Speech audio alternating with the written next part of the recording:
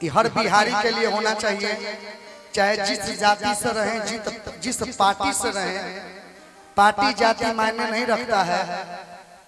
अभी महाराष्ट्र में देख रहे हैं कि हिंदी भाषा के कितना विरोध हो रहा है। एक बार हम चाहेंगे जो वहां पे महाराष्ट्र में जो हमारे भाई लोग मजदूरी कर रहे हैं, एक बार उनके लिए जोरदार ताली बजा दीजिए सब लोग। वो सिर्फ मजदूर नहीं है, वो बिहार के आन बान शान है।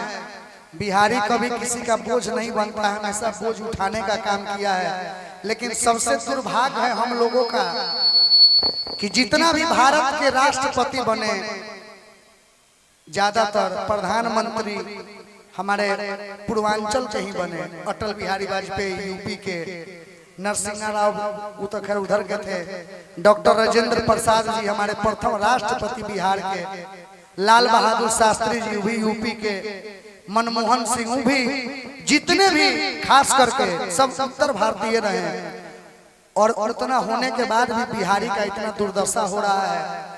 हम अपने चैनल के माध्यम से बोलना चाहेंगे, राज ठाकरे जो राजनीति रोटी सेकने के लिए जो हमारे बिहारी मजदूर को जो दिन रात प्रताड़ित करता है, उनके अगर बाप के औकात है तो 2 मिनट खाली बिहार में आके दिखा दे, 1 मिनट में उनका कहानी तमाम हो जाएगा।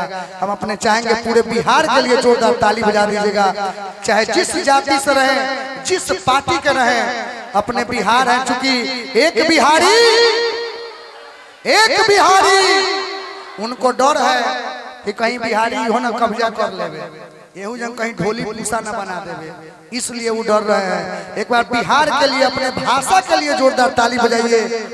चूंकि मराठी भाषा के लिए वहाँ ड्रामा हो रहा है कि मराठी बोलिए, और हमारे यहाँ पर क्या है, इंग्लिश मीडियम के चक्कर में पड़े हुए हैं। अपना भाषा को कभी नहीं भूलना चाहिए। अपने माता पिता को, अपने बाप को, आपका बाप अगर पागल है तो आपकी पहचान उसी पगलवा बाप से है, न कि दूसर इंजीनियर के बाप से आपकी पहचान है। आप अपने माता पिता का, अपने भाषा का, अपने संस्कार का सम्मान कीजिए। अपने बिहार के लिए को जोरदार ताली बजा दीजिए आप सभी। बहुत धन्यवाद। आइए भोले की फरमाइश आप सबके बीच।